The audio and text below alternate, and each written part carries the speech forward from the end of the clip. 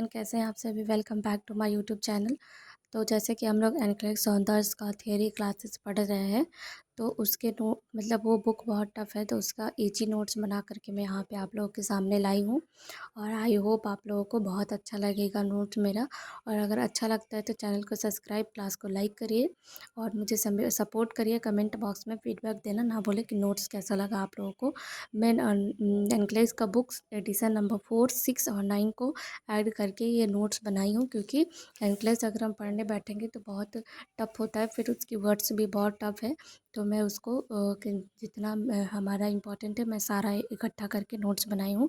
तो हम 2 chapter already discuss कर चुके हैं, और चैप्टर जब ख़त्म होगा तो उसका हम लोग थियरी क्लासेस भी पढ़ रहे हैं। तो सॉरी, थियरी ख़त्म होता है तो उसके साथ एमसीक्यू भी पढ़ रहे हैं।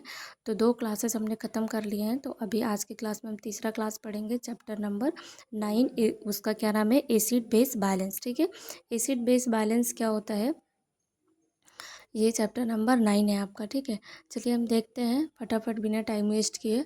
तो ये हमारा क्या होगा, हाइड्रोजन आयन। ठीक है, सबसे पहले क्या होता है, हाइड्रोजन आयन। हाइड्रोजन आयन क्या होता है कि हाइड्रोजन आयन जो है वो क्या बताता है, पीएच ऑफ बॉडी को बताता है। ठीक है, और पीएच रेंज जो होता है बॉडी का कितना होता है, 1 से लेके 14 तक होता है। और ये क्या होता है, अगर 7 होता है तो ये क्या होता है, न्यूट्रल होता है। ठीक है, क्या होता है, न्यूट्रल होता है। नेक्स्ट हम देखते हैं कि पीएच 1 7 और 14 के मार्क पे होता है। तो यहाँ पे होता है एसिड।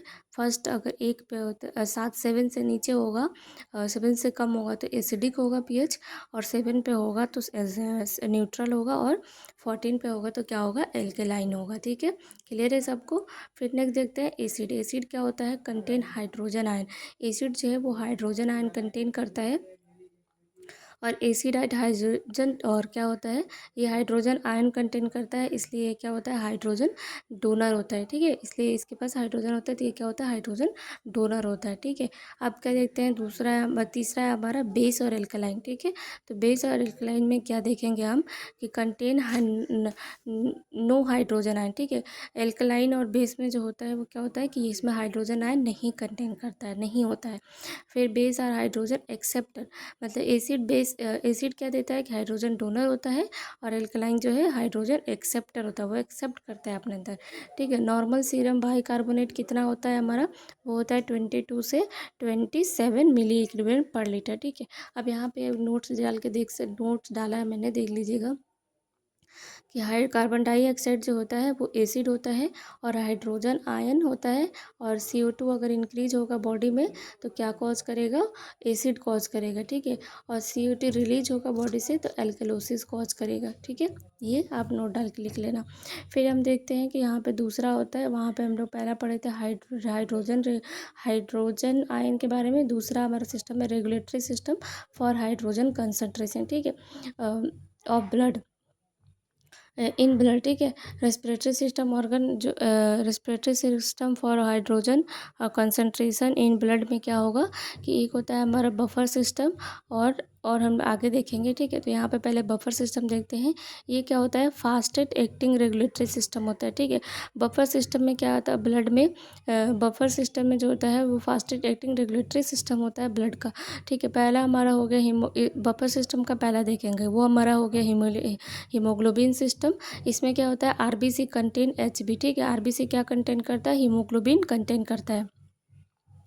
एसिड जो होता है बेस मेंटेन करता है बाई क्लोराइड शिफ्ट। ठीक है, एसिड जो है वो बेस को कैसे मेंटेन करता है, क्योंकि वहाँ से क्लोराइड को ये शिफ्ट कर देता है। ठीक है, और क्लोराइड आयन जो होता है अगर वो निकलता है आरबीसी से, आरबीसी को छोड़ेगा तो बाइकार्बोनेट क्या होगा, अंदर आएगा आरबीसी के। ठीक है, लेकिन अगर क्लोराइड जो है वो आरबीसी में एंटर करेगा तो ये क्या करेगा, बाइकार्बोनेट जो है वो बाहर जाएगा। इस तरह से क्या होता है, हमारा मेंटेन होता है। ठीक है, नेक्स्ट है हमारा प्लाज्मा। प्लाज्मा में क्या होगा कि प्लाज्मा प्रोटीन जो है,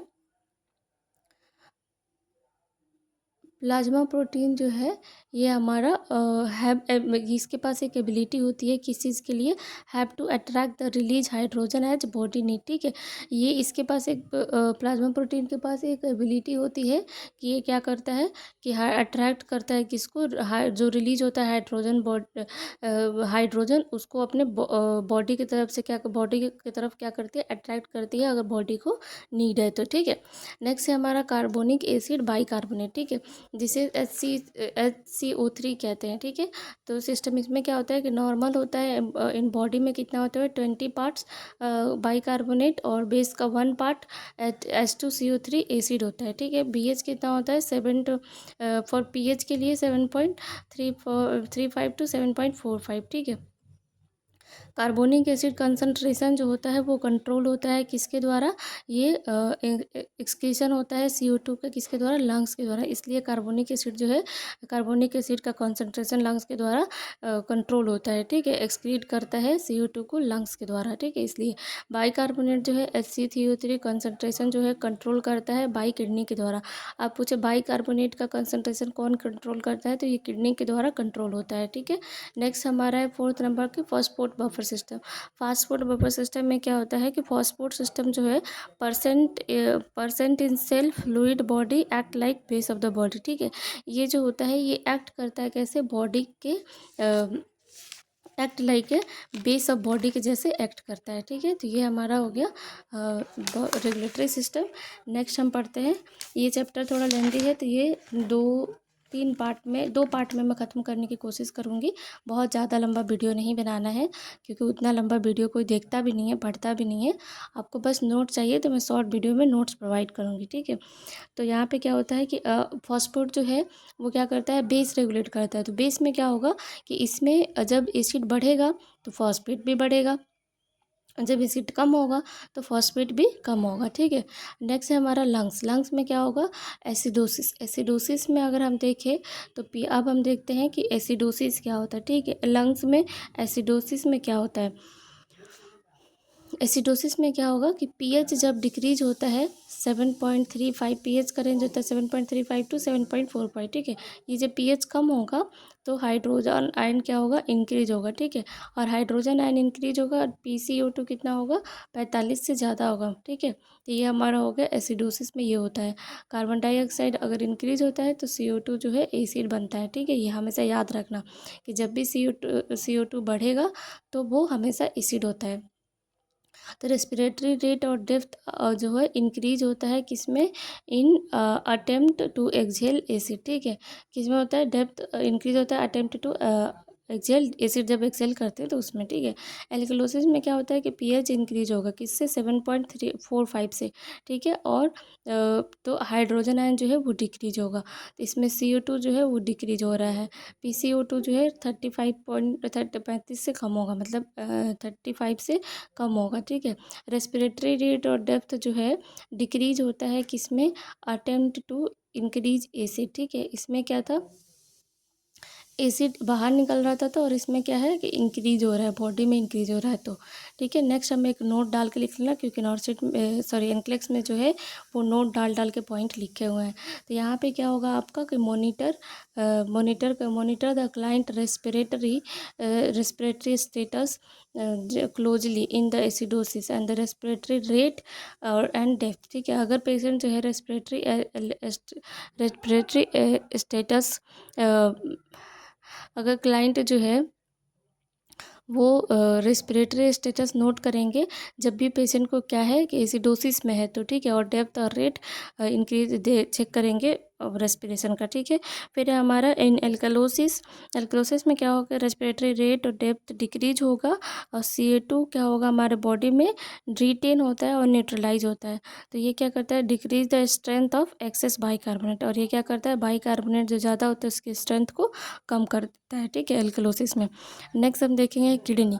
किडनी में क्या क्या होगा हमारा, किडनी में इन एसिडोसिस में क्या होता है, ये हम लंग्स में देखे थे, ठीक है। और किडनी में एसिडोसिस में क्या होता है कि पीएच कम होगा और हाइड्रोजन आयन इंक्रीज होगा। पीएच का मतलब लेस देन 7.35 और हाइड्रोजन आयन इंक्रीज होगा, ठीक है। किडनी क्या सिक्रीट करती है? हाइड्रोजन आयन यूरिन में सिक्रीट करती है, ठीक है। और इन एल्कलोसिस में क्या होता है? पीएच इंक्रीज होता है और हाइड्रोजन आयन जो है वो डिक्रीज होता है। देखो एसिडोसिस में पीएच कम हो रहा था और यहाँ पे पीएच ज़्यादा हो रहा है, ठीक है, और हाइड्रोजन डिक्रीज हो रहा है। नेक्स्ट हम किडनी क्या करता है? एक्सक्रीट करता है बाइकार्बोनेट को इन आयन इन यूरिन में, ठीक है। किसके द्वारा? यूरिन के द्वारा एक्सक्रीट करता है बाइकार्बोनेट को। नेक्स्ट है हमारा पोटेशियम। पोटेशियम में क्या होता है? एसिडोसिस में जो है कंटेन हाइड्रोजन अगर एंटर करेगा तो पोटेशियम रिलीज होगा और ये क्या करता है? रोल प्ले ऑन बेस पे रोल प्ले करता है, ठीक है। और ये सीरम पोटेशियम लेवल अगर इंक्रीज होगा तो हाइपर कैलेमिया कॉज करेगा।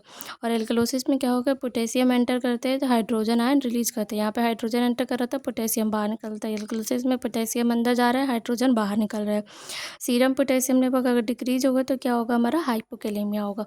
तो यहाँ आज का पार्ट में इतना ही पढ़ते हैं। सेकेंड पार्ट में कल हम लोग रेस्पिरेटरी एसिडोसिस, रेस्पिरेटरी एल्कलोसिस देखेंगे और उसके बाद ये जब चैप्टर खत्म हो जाएगा तो उसके बाद हम लोग उसके एमसीक्यू देखेंगे, ठीक है।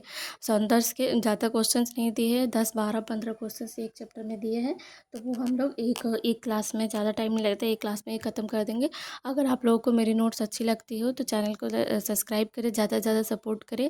अभी तक 200 सब्सक्राइबर नहीं हुए, मतलब आप जल्दी से जल्दी सपोर्ट करके मुझे 500 सब्सक्राइबर पहुँचा दीजिए और वीडियो को ज़्यादा से ज़्यादा लोगों के पास शेयर करिए और बने रहिए हमारे साथ। और यहाँ इस चैनल पर जो है लेटेस्ट अपडेट भी मिलता है शॉर्ट वीडियो में, वहाँ जाके आप देख सकते हैं। And thank you for watching.